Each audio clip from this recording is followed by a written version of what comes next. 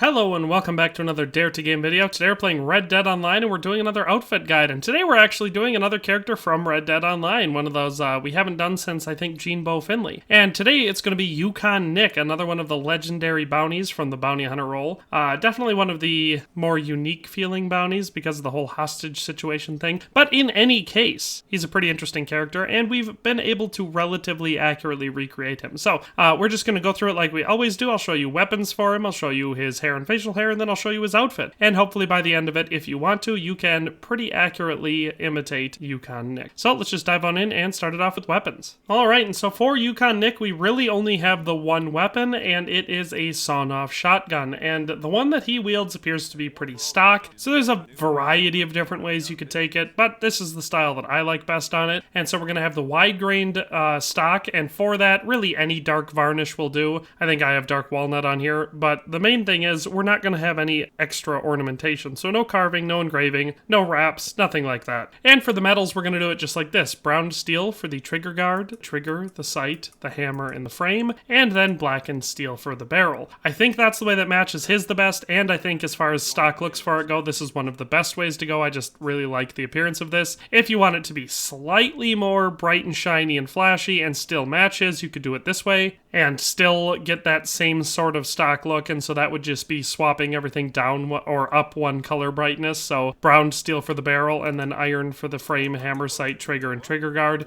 No matter what, both of these are going to give you that same sort of vibe. I just like the slightly darker variant that I went first better. This one is possibly more accurate, but at the end of the day, I don't think it makes that big of a difference. So that is the only weapon we have associated to Yukon Nik, and so it's the only weapon we're going to be doing today. Good news for this outfit is hair and facial hair we are actually able to do relatively well, pretty accurate, and make it look more like him than with a lot of the characters we try to recreate. So for hair, we're going to go with the Wild Chop, and we're going to be using the 6th color variant to get us this sort of dark brownish black look to it. I think this style works relatively well. It's nice and long on the sides like he is with the hat that we wear for this outfit. The forehead and face looks right. I just overall think this one works rather well. So that's the hair. Facial hair, I think the best option to go with is the box hedge facial hairstyle, and we're going to be using the 6th color variant again, the darker brown and black sort of mix together. I think that these two styles really pair together to do a pretty good job of imitating Yukon Nik's hair and facial hair. So that is all the hair and facial hair. Let's move on to the outfit. And so here we have the outfit, and now I think it comes out looking pretty dang good and matching his outfit relatively well. There's one big flaw that we have with this outfit, and it's just that the item that we need to try and match his as well as possible just doesn't exist in the online game. You could actually probably imitate this outfit a lot more faithfully in the story mode, since I know that that item exists in story mode, but this is as good as we can do in online. And so let's just go through all the items that make up this outfit. And so our first item is the hat, and we are able to actually imitate the hat very, very well. So we have the Sabole hat, and the 4th variant of that comes pretty close to the color of his. His is a tiny bit darker, but this is pretty dang close. And the style is spot on. It's exactly perfect, and it matches his flawlessly. So that's the hat that we need for this outfit. The poncho is where we run into our only problem with this outfit. So the closest we can come to matching what he wears, which is sort of more of a bearskin shrug, is more what it looks like. The closest we can come in online mode is the Forester poncho, and it looks alright. It still has the fur elements to it. It's just the wrong shape and covers up too much of the front of your torso, and so it throws off the look of the outfit a little bit, but I think it still looks close enough that it's worth going with.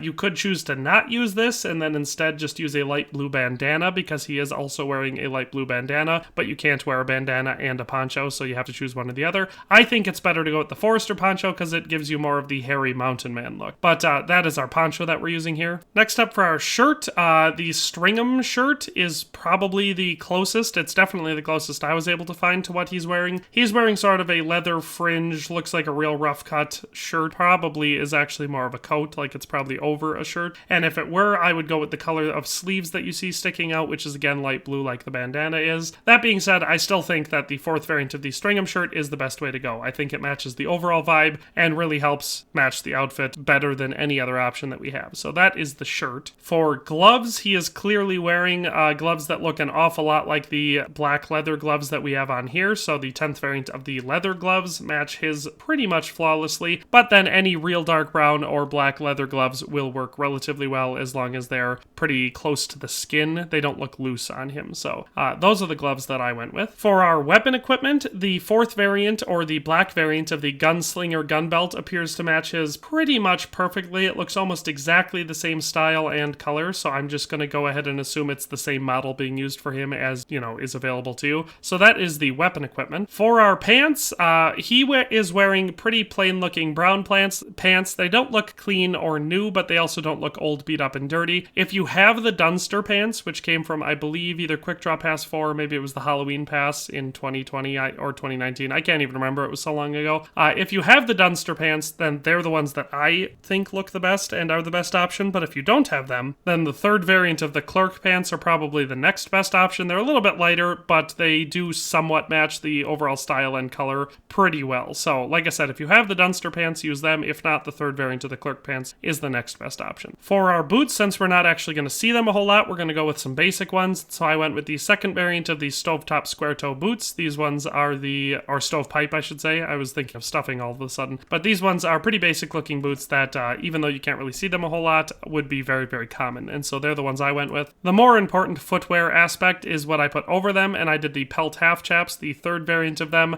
They look a lot like the ones that I'm pretty sure he's wearing in the game, and they also look really, really good with the outfit. So an obvious choice there. And then since we're going for the whole mountain man aesthetic and not a cavalryman aesthetic, we're not using spurs. So that is the total outfit. Here you can kind of see one of the pictures I used side by side, one of the pictures I used to make this outfit. Like I said, the only major problem that I have with this outfit and being able to call it perfect is that the poncho. So the one he's wearing is more of a shrug, and like I said, there are items in the story mode that look exactly like that, so this outfit might be relatively easy to imitate in the story mode, except for I don't think we have a shirt like the Stringham shirt in the story mode that would look good. So it's kind of hard to say. I wish we had better poncho options, because that's one of the clothing items that is the absolute worst implemented in Red Dead Online. The ponchos just on the whole do not great, and this one is no exception. But I think overall, all put together, I think it looks a lot like Yukon Nik, and I think anybody that is familiar with the character should be able to recognize him as such. So that is the full outfit, and that is where we're going to end today's video. So I hope you enjoyed this video, found it useful. I know quite a few people have requested that I do Yukon Nik specifically, as well as just more characters from the game itself, because I